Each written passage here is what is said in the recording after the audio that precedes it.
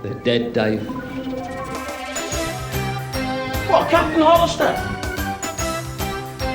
Everybody's dead, Dave. What, Todd Hunter? What, Selby? Not Jen. He's dead, Dave. Everybody is dead. Everybody is dead, Dave. Hello everybody, welcome back to Everybody's Dead Dave, our Red Dwarf review podcast featuring myself, Adam Martyn, and as always, my co-host. Hello, it's me, Phil Hawkins, as usual, the long-term oldie of the group. And I'm still and always will be, the relative newbie. It's my birthday this week, so I'm getting even older. We won't say the number. Not this week. Hold on, I should clarify. Not this week when the episode goes out. This week of while we're recording it. We record in advance. So a very happy birthday to Phil in advance. I'm sure you'll all wish him many happy returns. And in this episode, it's another bonus one, a very interesting one. We're going before Red Dwarf started, aren't we, Phil? Before the end, as it were, back to 1983. What could we possibly have to cover before Red Dwarf started? Well, how about the radio series that was a key inspiration for the Red Dwarf show, which is Dave Hollins' Space Cadet, which went out on BBC Radio 4 back in 1983, part of a wider series, wasn't it, called Son of a Cliché, which sounds very interesting. I don't know how much of that... radio must be so hard to like... I mean, if you don't mind me saying, you work in radio, you're somewhat familiar.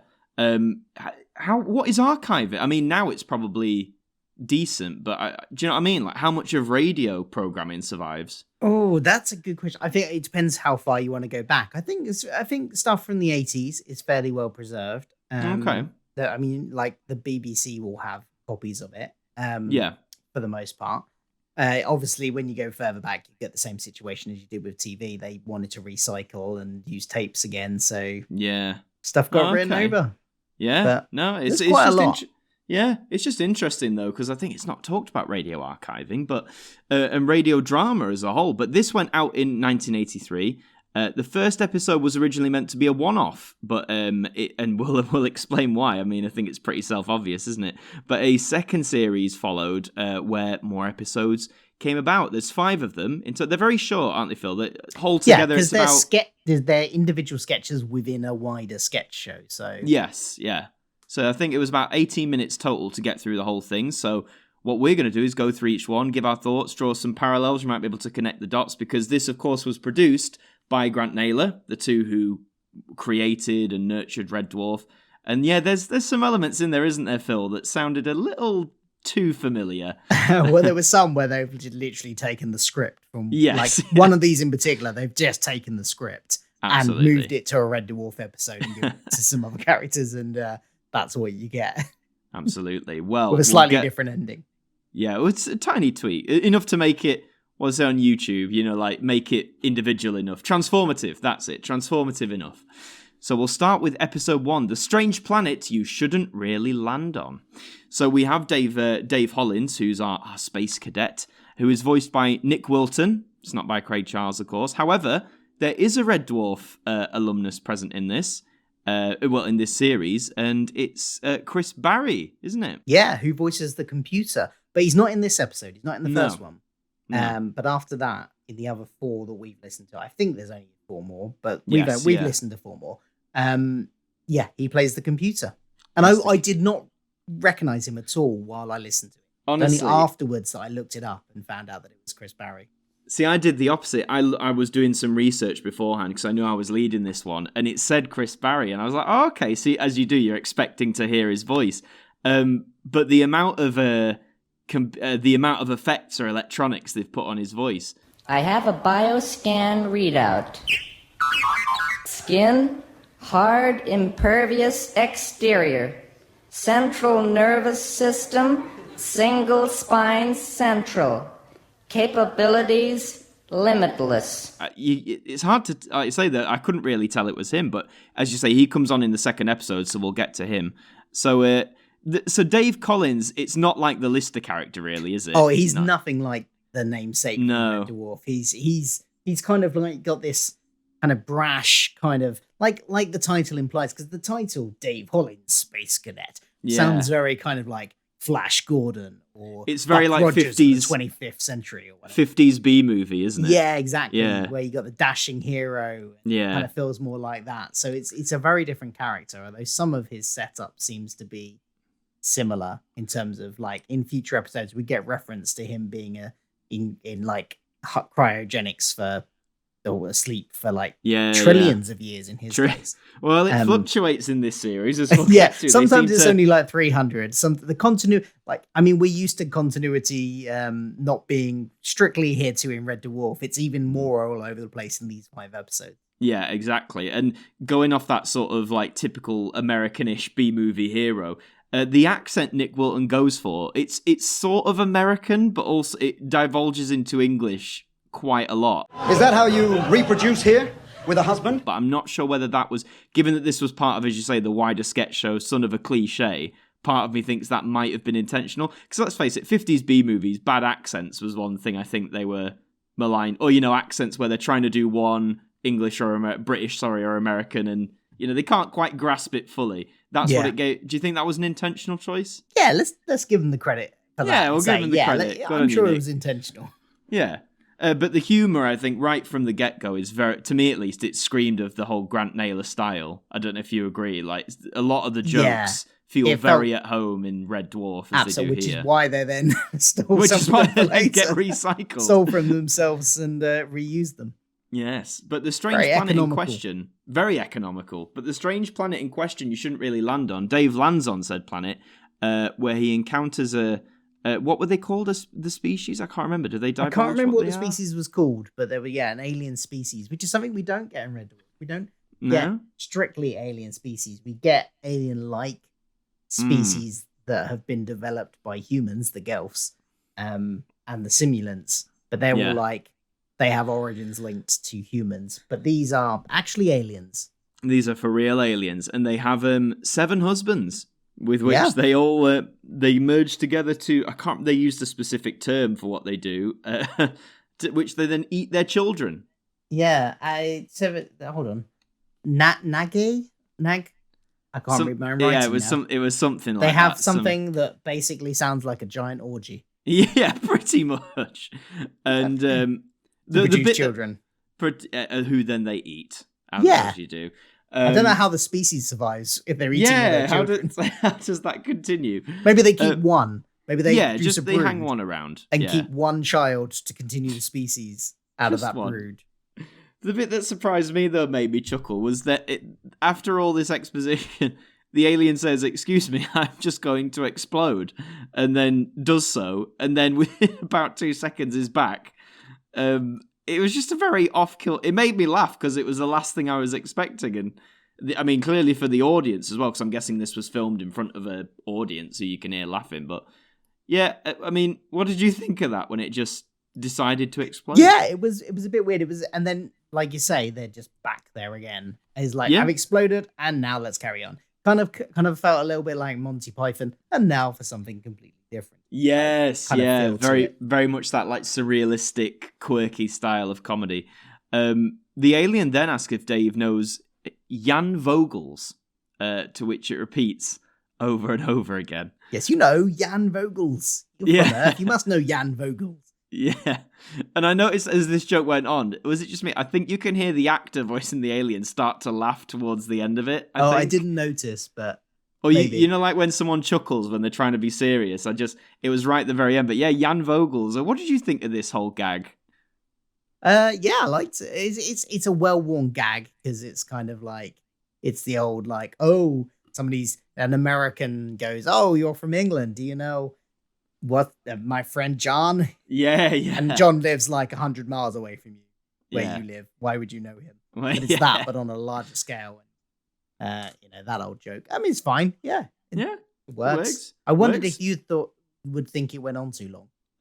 Maybe a tiny bit, but they do spice it up with what is, I guess, the end of this episode, with where they say, right, now we must decapitate, or you must be decapitated and exchange heads for an hour, as this is a custom. To which, being human, Dave dies. Yeah, which is a good start to a series of sketches. And the to main be fair, character dies. I did like the last joke where he says, "Funny, that's exactly what happened to Jan Vogels."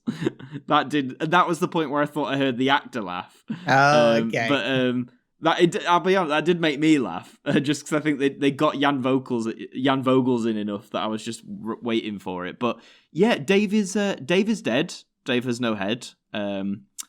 Yeah, and that's episode 1. So before we go on to episode 2, do you think the Red Dwarf humour, because obviously Red Dwarf being a television show, do you think that style of humour from Grant Naylor translates well to radio? Yeah, I think it does. Because it's mostly, especially from that early period of Red Dwarf as well, which, a lot of this kind of feels reminiscent of, is it's very about the dialogue. So it works quite well for radio, I think.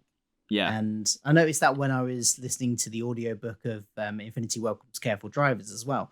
It works when you don't have the visuals there as well. And, some episodes of Red Dwarf wouldn't work without the visuals, and some jokes wouldn't work. But I think a lot of it is the patter between the characters and stuff. And absolutely. Works well. Yeah. Well, strong episode 1 then. So episode 2 is called Norweb. That sounds familiar. It does sound a little bit familiar. The opening bleeps at the beginning of it, after he says Dave Hollins, Space Cadet, you get like some bleeps and bloops.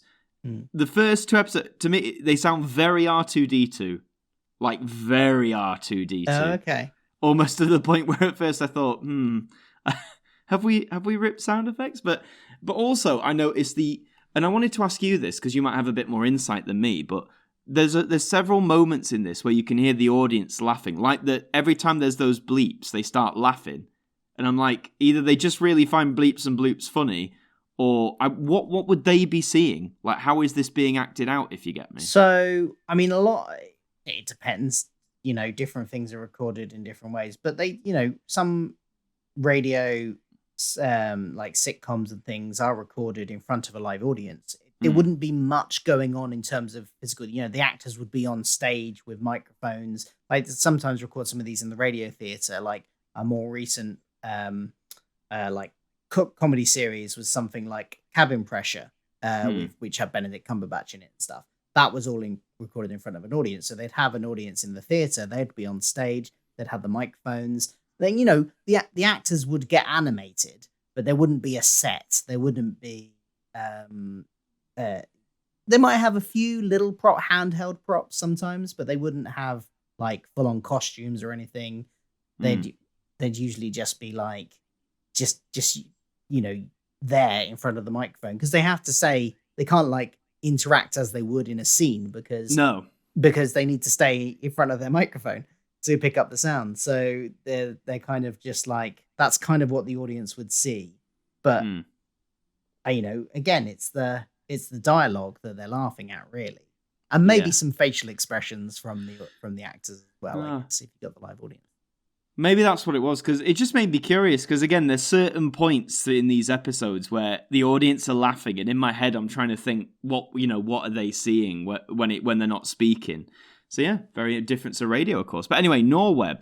So now it's stated that he is 7 trillion light years, or all that time away from Earth. Yeah, and we don't. Dave Lister has his 3 million years. Yeah, pittance. Nothing on good old Dave Hollins here with his 7 trillion. Yeah, but you may be interested to know, listeners, he is the sole survivor of his ship. And he's going space crazy. So that's space crazy stood out to me because that, I like that joke in Red Dwarf. So the minute he said it, I was like, okay, that got reused. And like we said earlier, we get the ship's computer. It's not Holly, and it's certainly not Norman Lovett. As we said, it's Chris Barry playing Hab. Not that you'd know it's Chris Barry. What do you think of the electronic delivery? Do you think it works for this character? See, I couldn't help but compare it to Norman Lovett's delivery. These exact lines, because so much of this is directly the script from that episode. Well, the script from that episode is directly this, because obviously this came first. But Norman, Norman Lovett's dry, deadpan delivery of this stuff just works so well. And so I always had that in the back of my mind when I was listening to this, and it doesn't quite Doesn't carry just for you. Doesn't carry it as well with No. this kind of more, stereotypical computer voice type. Yeah, because I guess Norman Lovett had a personality without being very outwardly expressive. The expression was minimal, but he also had a personality. Whereas this portrayal of Hab, and Chris Barry might have been instructed to do this because we know he's a very good impressionist or actor with a lot of different voices and stuff. But yeah, it just seems to be very emotionless, deadpan delivery. And some of the jokes are funny. There are points where I laughed at the computer. But Dave is on. It's not Red Dwarf. It's the Melissa 5. They're being chased by Norweb fighters. And Norweb, for those who don't know, turns out to be, Phil, if you do the honours, the electricity company that is the sole surviving sort of company on Earth. Yes, the Northwestern Electricity Board. And we get. Now, was this topical of the time? I wonder, the early 80s about I don't know where energy and all that was at that point. Tell you what, it's topical now, isn't it? Oh my goodness me! If this was made now, it'd be so topical. But I noticed when they got introduced as a Northwestern Electricity Board, the audience went wild for it. All those jokes about them chasing you down and owing you. I mean, it's a very relatable issue, as I'm sure we can all imagine. Yeah. But Dave's been away for 7 trillion years. Hab needs to fill him in with what's happened. Turns out he left 2 German sausages out, which have somehow over 7 trillion years now cover 7/8 of the Earth's surface. And because he had money left in his account, Dave now owns 98% of the world's finances thanks to compound interest, Norweb owning the rest. Yes, and that's because he left funny. a light bulb on. So he's been supplying them with all their revenue for the last 7 trillion years. I want a light bulb that lasts 7 trillion years, quite frankly. I can go and get one that lasts, 7 weeks, never mind 7 trillion years. I like the imagery in this, though. It has to be for radio, but the whole description of what the Earth is like, I really liked it. It was very visual. And Norweb, I like the Norweb man who contacts him. Very, very cheery. Hello, is that Mr. Hollins? Norweb here? All that sort of stuff. That made me chuckle. Because we didn't get a person in the Red Dwarf version of the sketch, did we? There wasn't actually a voice or they just got a letter from the Norweb company. Yeah. And didn't it turn out to be Rimmer in that one? Yes, I think so. Yeah. That's going back some way, but yes, I think it did.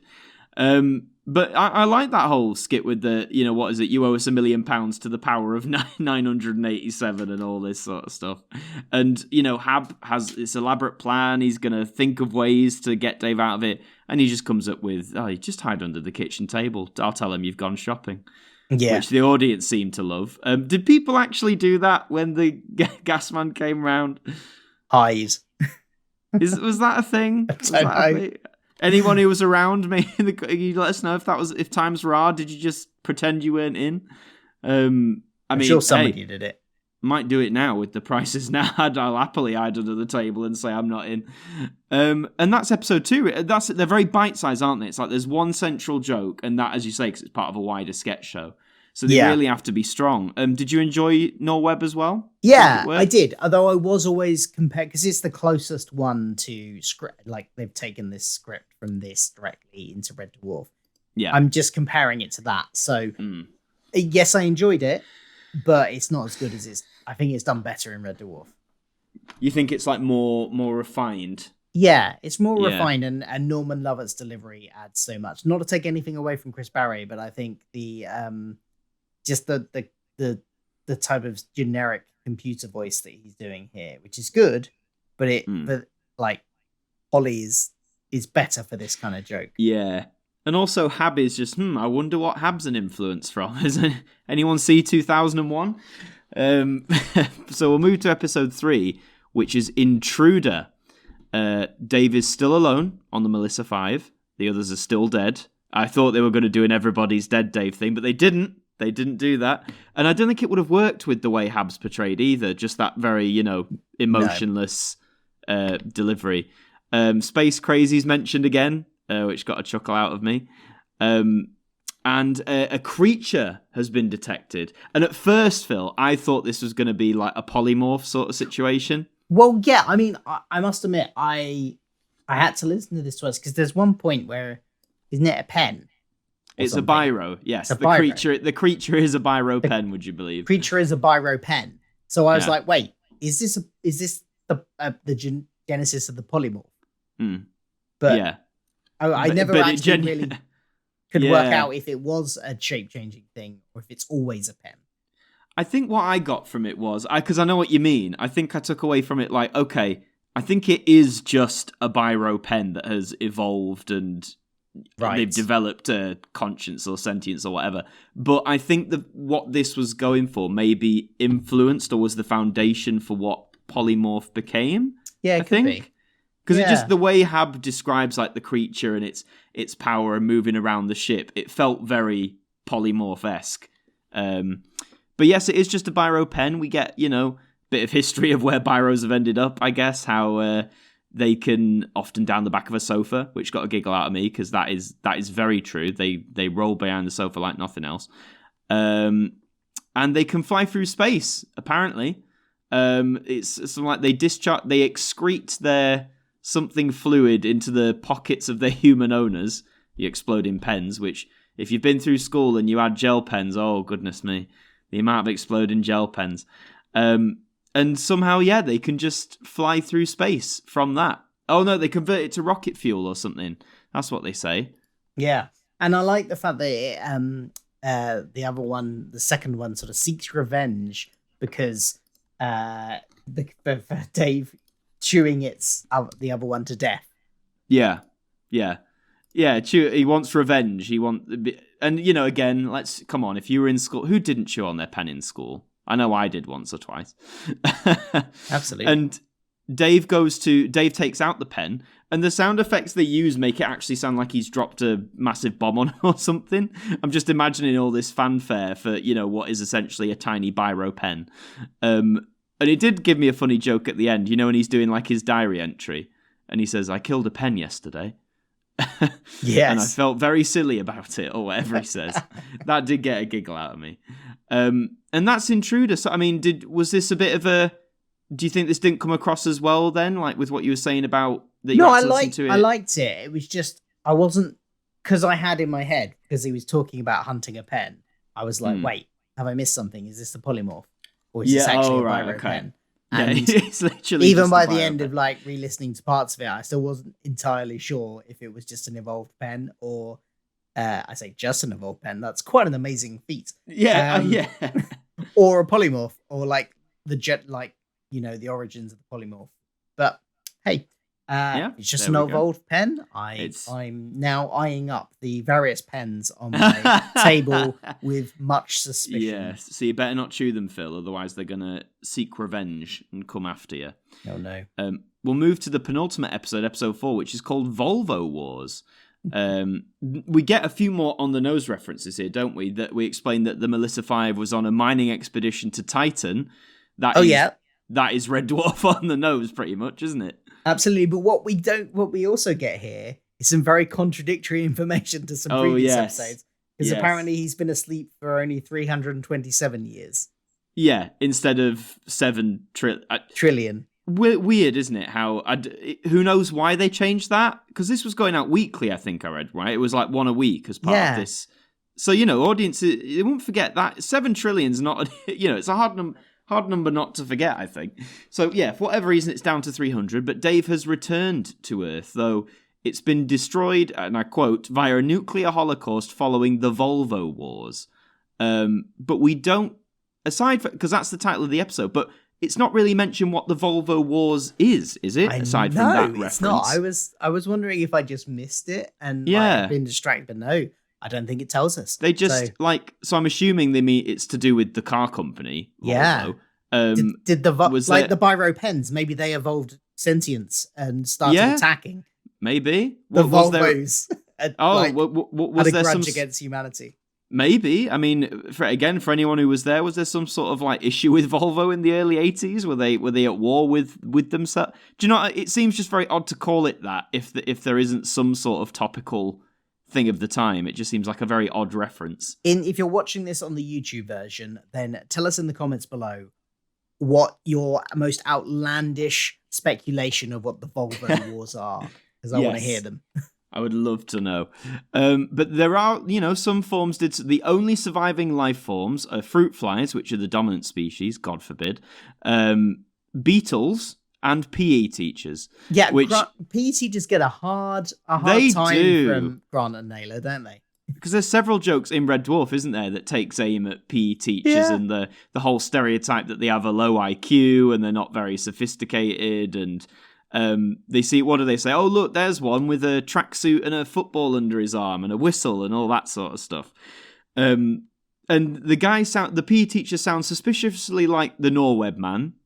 Yes, I'm assuming it's the same actor because it sounded very much the same. Almost the exact same delivery.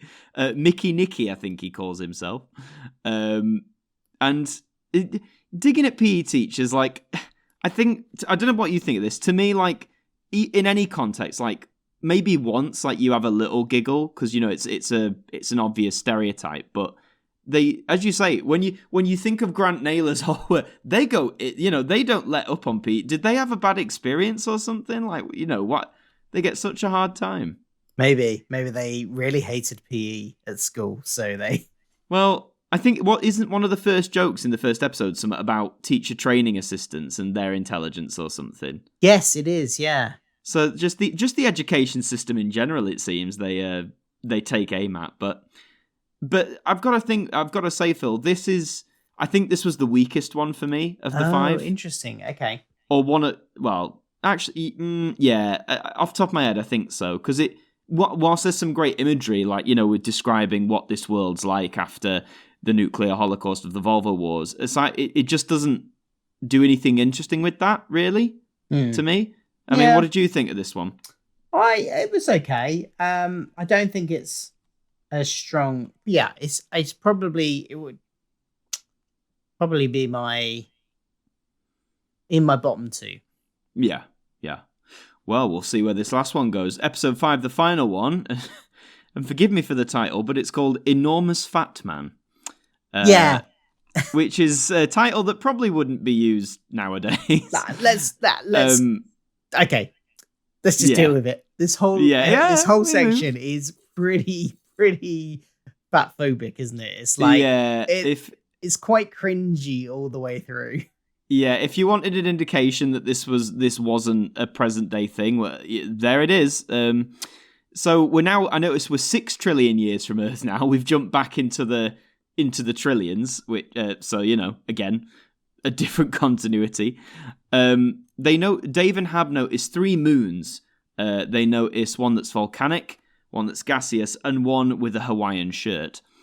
Turns out that is a human, a human of a bigger build, shall we say, who's floating in space. Well, is it a human? Because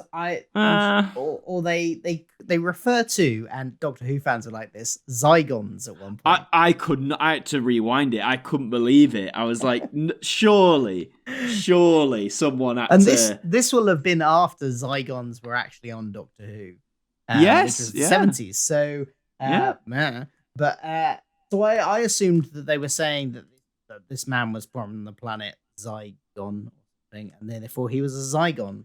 But yeah, I couldn't believe it. As you said, I rewound it and I was like, yep, they said Zygon. So. They do, however, have feet. The Zygons, specifically, whether or not this man is a Zygon or not, the Zygons have feet made of Velcro. Yeah. Oh, yes, specifically. So must maybe it's a different... Or useful, depending on your situation. Well, they have those Velcro feet because we learned that the planet below has inverted gravity. So, and this particular Zygon, I'll go by their official name. Why not? This particular Zygon consumed too much food, so was not able to remain within the gravity and is now floating listlessly through space.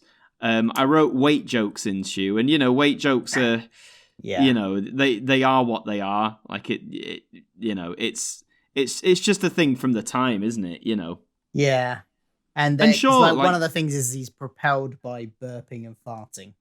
Yeah, very, very original, very good.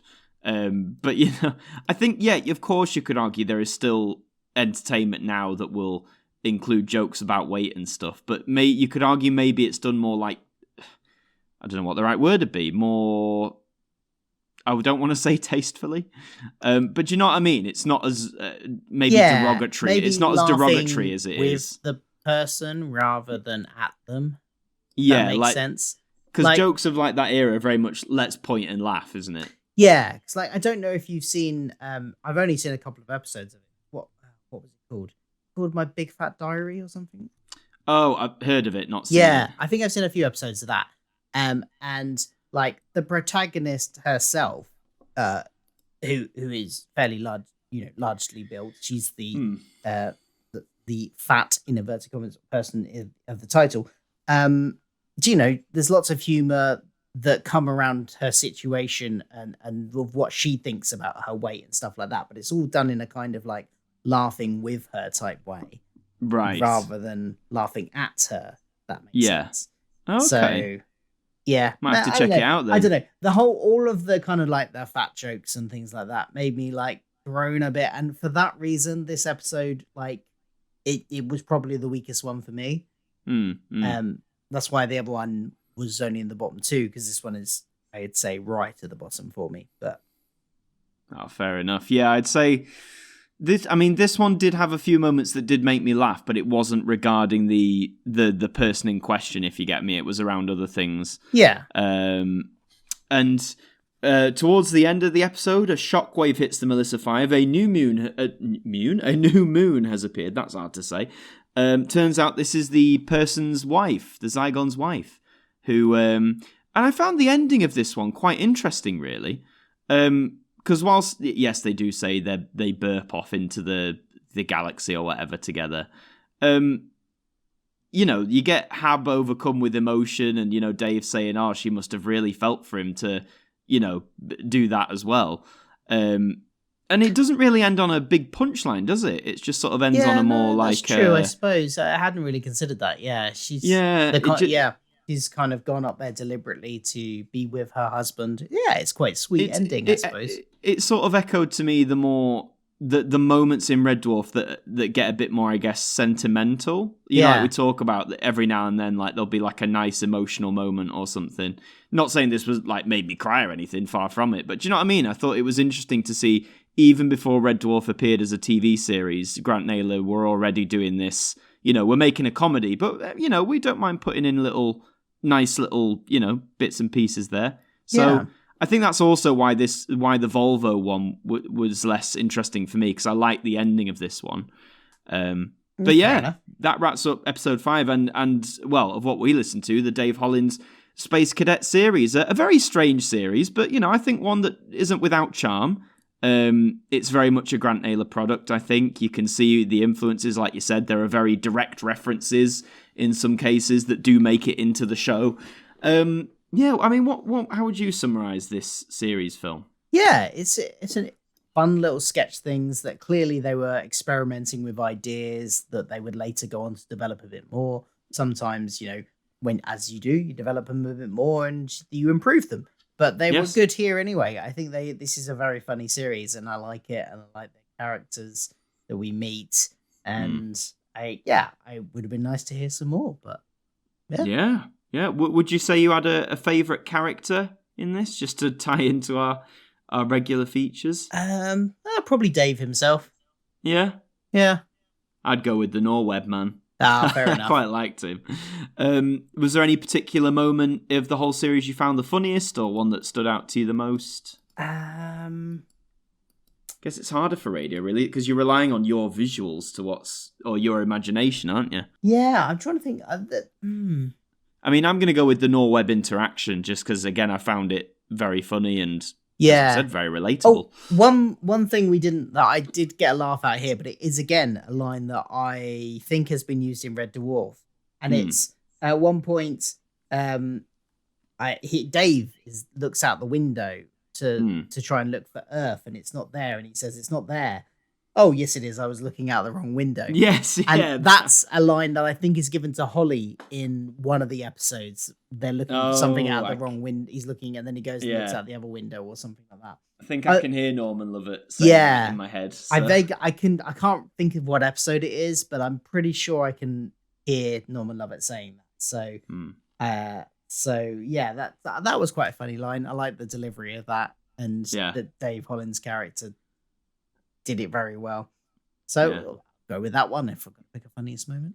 No, a lot of positives. Well, and what about how many scutters out of 10 would you give this series? Oh, how many scutters out of 10? I would say let's give it a 7 out of 10, I think. Okay.